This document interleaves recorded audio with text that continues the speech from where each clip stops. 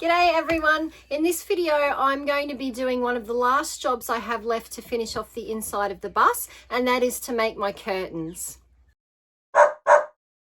Originally I wanted to make roll-up curtains because I'd seen a few pictures online of these kind of curtains in RVs and I thought they looked really cool. I like the rustic look of them. But after a bit of trial and error and mucking around trying to figure out how I would make them in my bus, I decided to ditch the idea, and instead I'm just going for simple pull-across curtains, mainly because they're easy for me to make. They look good, they do the job really well, and they're also easy to get on and off if I need to clean them. I'm using these old tab curtains that I bought from IKEA maybe 8 years ago. I used to use them for a backdrop on my market stall. I'm not sure what sort of fabric it is. I don't remember. I think it's like a cotton linen blend maybe. But it's just got a really nice linen look to it. They hang quite nicely. It's sort of a rustic look that I think will fit in with the rest of my bus. And they've been washed 100 times, so they're well and truly pre-shrunk, so I don't have to worry about that.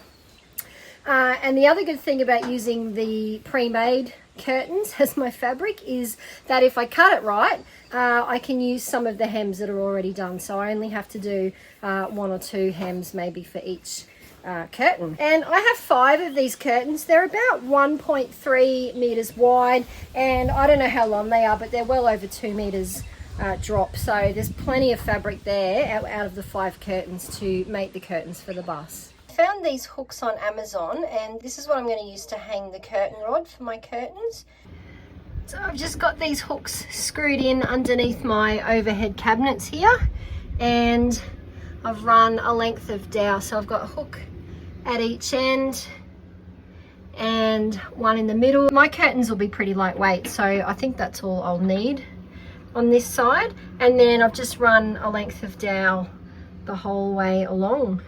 I don't want my curtains to be too gathered when they're in the closed position. So you can see this one here still got a nice sort of a little bit of a gather to it, but I don't really want much more than that. And I've worked out that if I cut the width of my fabric to 1 1/4 times the width of the window that I want to cover, then that's enough for me. I didn't want super gathered curtains, and the more gathered they are when they're in the closed position, the more they're going to bunch up when you open them. So, you know, if this had a lot more gathers in it and a lot more fabric, then it would take up a lot more space in the corner when it's open, and so you'd lose a little bit of your view.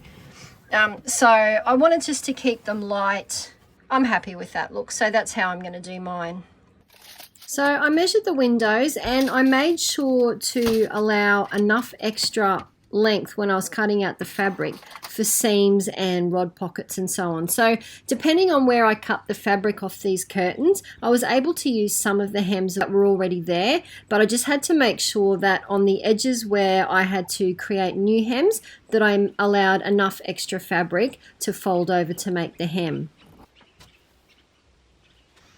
So to create the hems on the bottom and the sides of the curtain, I didn't actually measure them exactly. I just kind of did it by eye, used the width of my thumb as a rough guide to fold the edge of the fabric over. So I folded it over once and ironed it as I was going. And then I folded it over itself again so that the raw edge of the fabric was hidden underneath the hem. And then I stitched along the hem to secure it into place. I made these curtains inside the bus, and it was a good little test run from my table. It was nice to see that I actually do have enough space here to comfortably use my sewing machine. I made the rod pocket on the top of the curtain in the same kind of way as I did the other hems.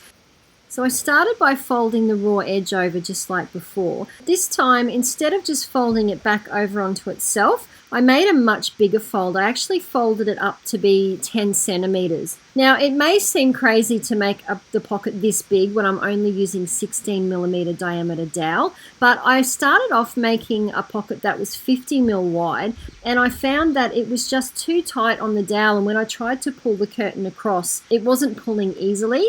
But doubling the size of the pocket and making them 100 mil deep meant that it was really easy to pull the curtain back and forth. And all I had to do was just sew along the edge of this hem, and my rod pocket was done.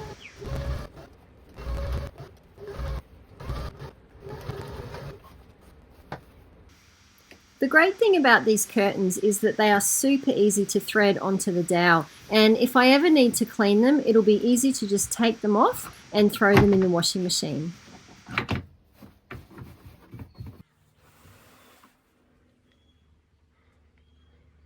So I'm making these tie backs for my curtains. They're pretty rustic, but I quite like them, and I'm using the same twine to make these as what I use to do the trim on the walls. So it's sisal twine that I just got from Bunnings. I think this thicker stuff here that I'm using on the inside of the tie back is 6mm rope, and then I'm just using, you know, the ball of string in the same sort of material to do the macrame around it. And it's a pretty simple setup. I've just got these screw hooks in the wall here, and I just hook one end of the tie back over the screw hook. Sorry, it's a bit hard to do this with one hand holding the camera, and just hook that around there, and it keeps my curtain tied back. So I'm pretty happy with how these curtains turned out. They'll do the job nicely for now, and the best thing is there's only a few screw holes in underneath the cabinet, so if I ever want to take these curtains down and replace them with something totally different, it'll be really easy to do that.